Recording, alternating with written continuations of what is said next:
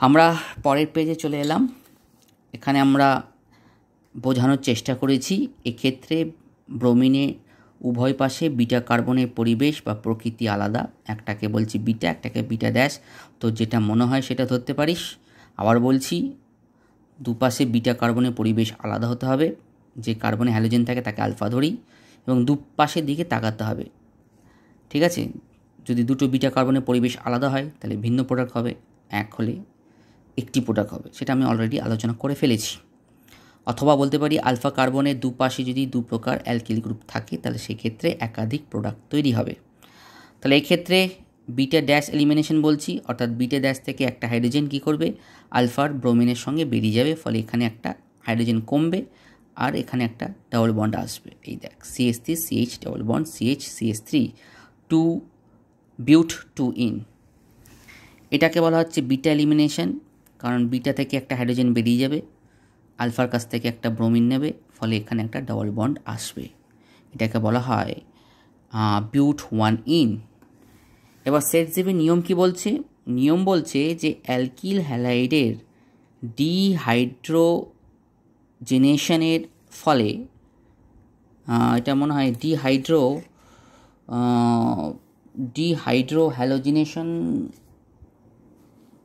ডিহাইড্রোহ্যালোজিনেশন হবে। এখানে বানান ভুল হয়েছে, মানে লিখতে ভুল করেছি, এটাকে লিখতে হবে ডিহাইড্রোহ্যালোজিনেশন। হ্যালো শব্দটা লিখতে ভুলে গেছি। এর ফলে অধিক প্রতিস্থাপিত অ্যালকিনটি বলতে কোনটাকে বোঝানো হচ্ছে? যে অ্যালকিনের দ্বিবন্ধনের দুপাশে বেশি সংখ্যক অ্যালকিল গ্রুপ যুক্ত থাকে, সেই অ্যালকিনটি কী হবে, মুখ্য বিক্রিয়াজাত পদার্থ হিসেবে উৎপন্ন হবে, অর্থাৎ বেশি পরিমাণে উৎপন্ন হবে।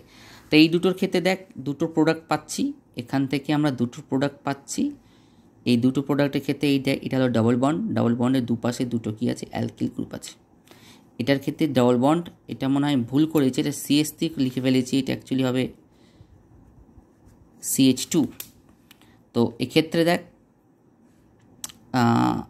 ডাবল বন্ডের শুধু এক পাশে অ্যালকিল গ্রুপ আছে, তো এক্ষেত্রে অ্যালকিল গ্রুপের সংখ্যা বেশি দুপাশে, এখানে অ্যালকিল গ্রুপের সংখ্যা কম। অ্যালকিল গ্রুপ দেখব, ঠিক আছে? তো ডাবল বন্ডের দুপাশে যদি অ্যালকিল গ্রুপের সংখ্যা বেশি থাকে তাকে বলা হয় অধিক প্রতিস্থাপিত অ্যালকিন, এবং অধিক প্রতিস্থাপিত অ্যালকিনটি বেশি পরিমাণে উৎপন্ন হয়। এই জন্য এটা 81% উৎপন্ন হয়, এটা মনে হয় 19% উৎপন্ন হয়। যাই হোক, এই জিনিসটাকে আমি এখানে ব্যাখ্যা করার চেষ্টা করেছি। মুখ্য, গৌণ, অধিক প্রতিস্থাপিত কারণ দ্বিবন্ধন উভয় পাশে দুটি অ্যালকিল গ্রুপ উপস্থিত, অপেক্ষাকৃত কম প্রতিস্থাপিত কারণ দ্বিবন্ধন উভয় পাশে একটি অ্যালকিল গ্রুপ উপস্থিত। ঠিক আছে? তাহলে কেন হচ্ছে, কারণ কি, কেন অধিক প্রতিস্থাপিত অ্যালকিনটি মুখ্য হিসেবে উৎপন্ন হয়? তার কারণ হলো যে অধিক প্রতিস্থাপিত দ্বিবন্ধন, অর্থাৎ যে দ্বিবন্ধনের দুপাশে অ্যালকিল গ্রুপের সংখ্যা বেশি, তার ক্ষেত্রে কি হবে, হাইপার কনজুগেশনের জন্য অধিক স্থিতিশীলতা লাভ করবে। অর্থাৎ হাইপার কনজুগেশনের জন্য বেশি সংখ্যক কী হবে, হাইপার কনজুগেটিভ স্ট্রাকচার গঠন হবে। আর যত বেশি হাইপার কনজুগেটিভ স্ট্রাকচার গঠন হবে তার স্টেবিলিটিও কিন্তু তত বেশি হবে। এই দুটোর মধ্যে দেখ, ডাবল বন্ডের পাশের যে দুটো কার্বন, সেই দুটো কার্বনের হাইড্রোজেন সংখ্যা দেখে আমরা হাইপার কনজুগেটিভ স্ট্রাকচারটা নির্ণয় করি। এই যে ডাবল বন্ড, এই দুপাশে দেখ দুটো কার্বনে দেখ তিনটে 6টা হাইড্রোজেন, এই জন্য 6টা হাইপার কনজুগেটিভ গঠন। এটার ক্ষেত্রে ডাবল বন্ড, সিঙ্গেল বন্ড, তারপর একটা কার্বন, তার পাশের কার্বনটা ধরবো না, ডাবল বন্ডের প্রতিবেশী যে কার্বন একেবারে কাছাকাছি, সেই কার্বনে দেখ দুটো হাইড্রোজেন, দুটো হাইপার কনজুগেটিভ স্ট্রাকচার, যার জন্য এর স্টেবিলিটি বেশি, যেন এটা মুখ্য হিসেবে উৎপন্ন হয়।